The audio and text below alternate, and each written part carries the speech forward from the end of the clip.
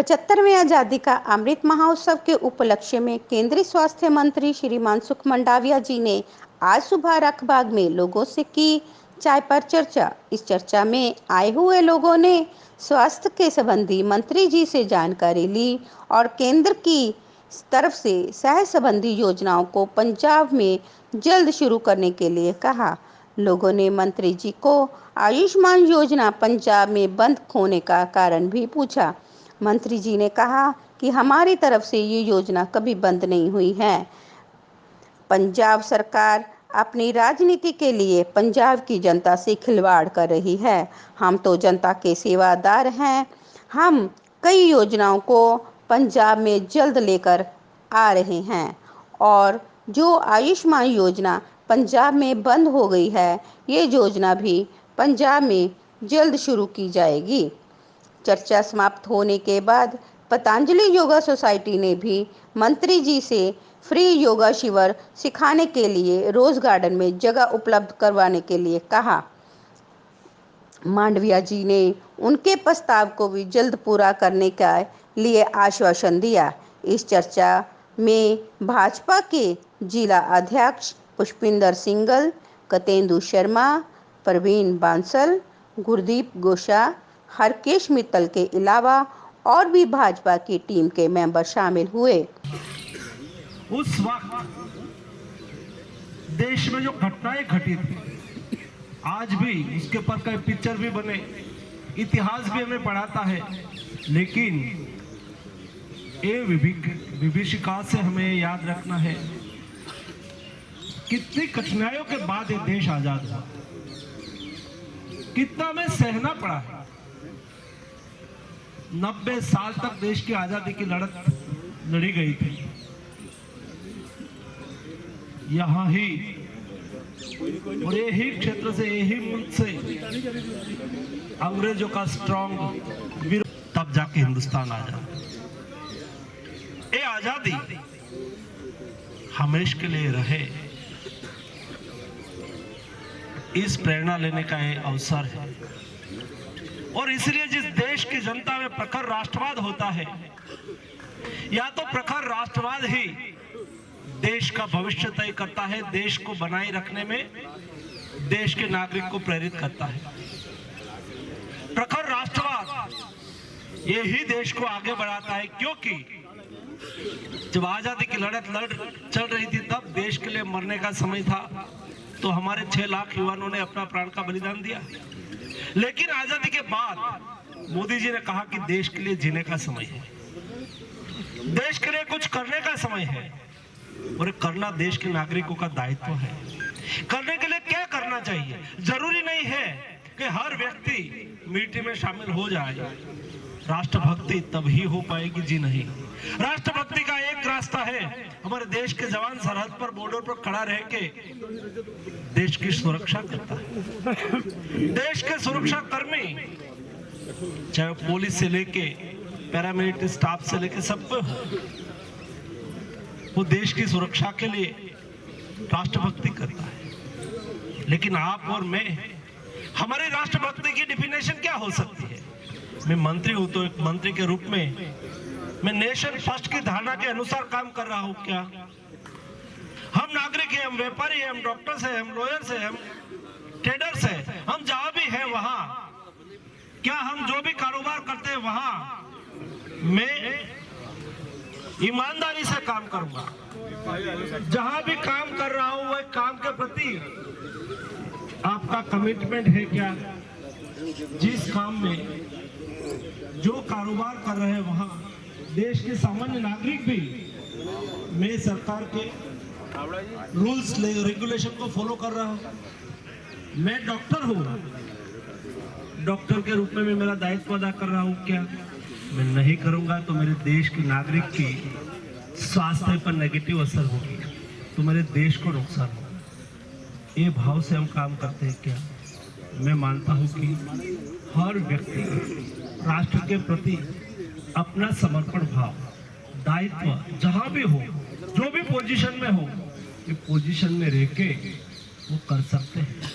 और मैं मानता हूं कि देश में पड़ा हुआ है, ये देश की शक्तियां अपार है। हमने कोविड क्राइसिस के दरमियान देखा, मैं दुनिया के साथ उस वक्त बात करता था, दुनिया की कई कंट्री से मैसेज आते थे, हम देखते थे, मीटिंग में मुझे पता चलता था जिसके सामने विश्व में बेस्ट लड़ाई लड़ सका।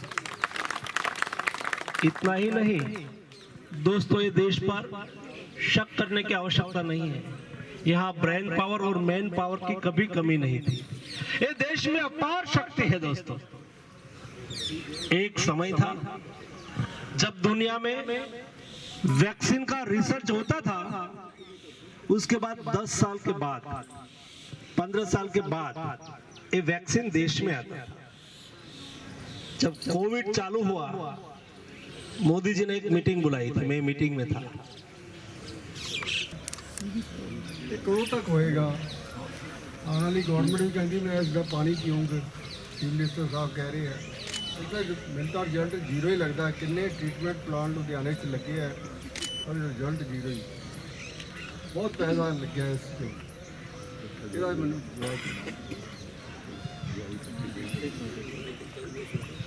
एक मेरी आप सबको प्रार्थना है, ਡੇਂਗੂ ਦੀ ਸਾਡੇ ਪੰਜਾਬ ਲਈ ਉਹਦਾ ਕੋਈ ਹੱਲ ਕਰੋ। ਲੱਖਾਂ ਲੋਕ ਮਰ ਜਾਂਦੇ ਡੇਂਗੂ ਦੇ ਨਾਲ, ਉਹਦਾ ਸਾਡੇ ਕੋਲ 5 ਸਾਲ ਤੋਂ ਕੋਈ ਹੱਲ ਨਹੀਂ ਹੋ ਰਿਹਾ। ਉਹ ਤਾਂ ਆਪਾਂ ਸੈਂਟਰ ਦੇ ਵਿੱਚ ਹੈਲਥ ਦੇ ਵਿੱਚ ਹੀ ਆਂਦਾ। ਡੇਂਗੂ ਦਾ ਕੋਈ ਹੱਲ ਹੋਣਾ ਚਾਹੀਦਾ। ਡੇਂਗੂ ਦੇ ਕਰਕੇ ਕਿੰਨੀਆਂ ਮੌਤਾਂ ਹੁੰਦੀਆਂ ਹਰ ਸਾਲ। ਦੀਵਾਲੀ ਦੇ ਕੋਲ ਆ ਕੇ 2-3 ਮਹੀਨੇ ਡੇਂਗੂ ਬਹੁਤ ਪਰੇਸ਼ਾਨ ਕਰਦਾ। ਇਹਦਾ ਹੱਲ ਕਰਾਓ ਕੋਈ ਪੱਕਾ। ਵੈਕਸੀਨ ਕੋਈ ਇਦਾਂ ਦੀ ਕੋਈ ਚੀਜ਼ ਇਹ ਦੇਖੋ।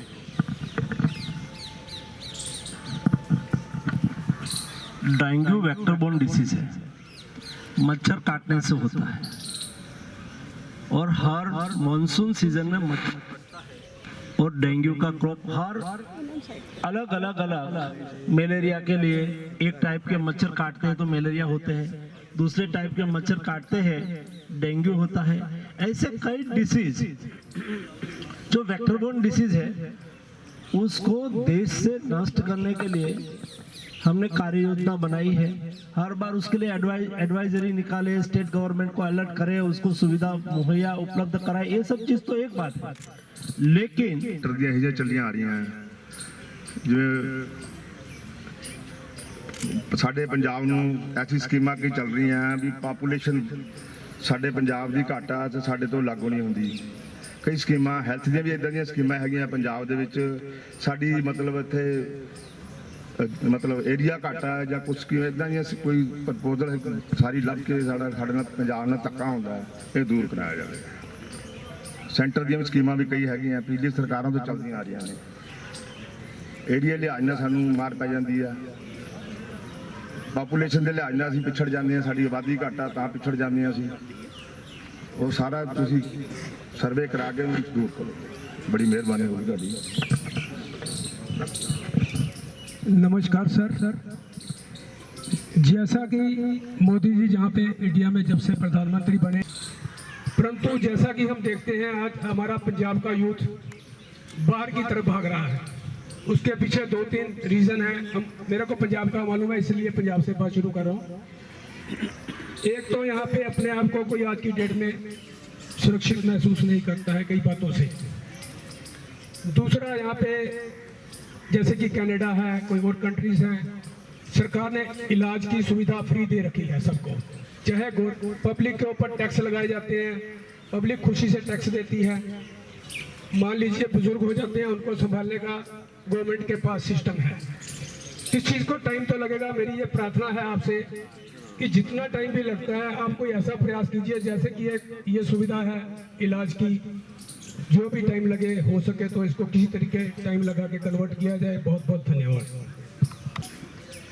मैं आपको बताना चाहूँगा कि मोदी जी ने जो स्कीम इम्प्लीमेंट की है, सारी योजनाएं सैचुरेशन मोड में उसका इम्प्लीमेंटेशन हुआ है।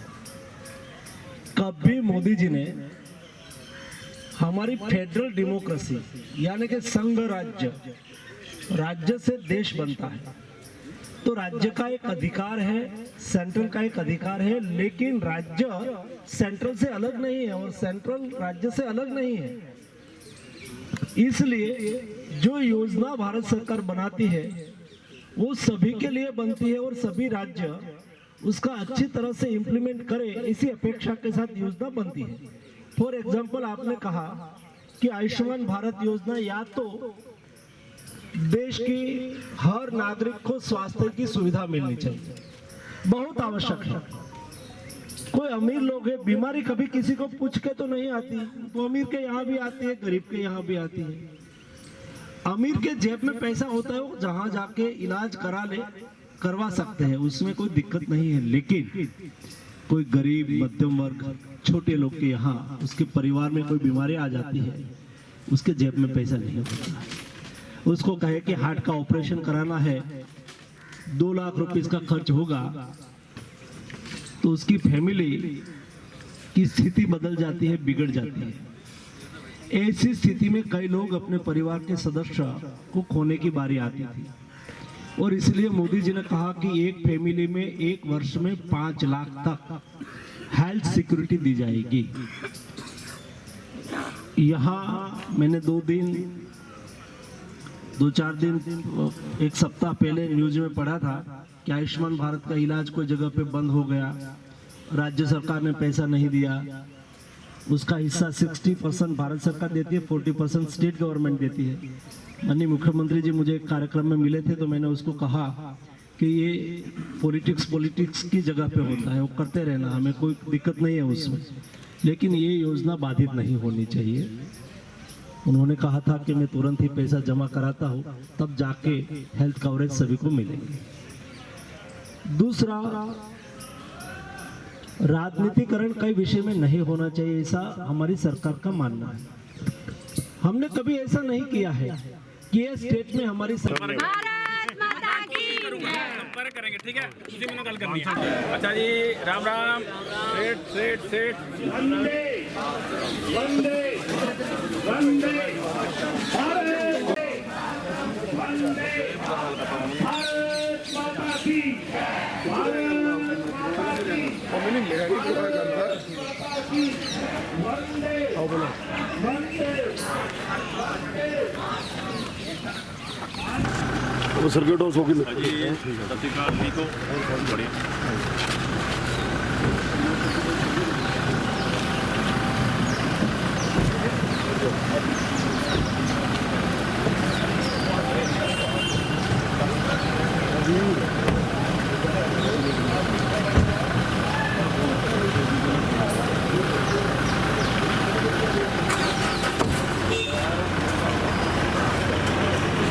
संवाददाता संदीप शर्मा की खास रिपोर्ट।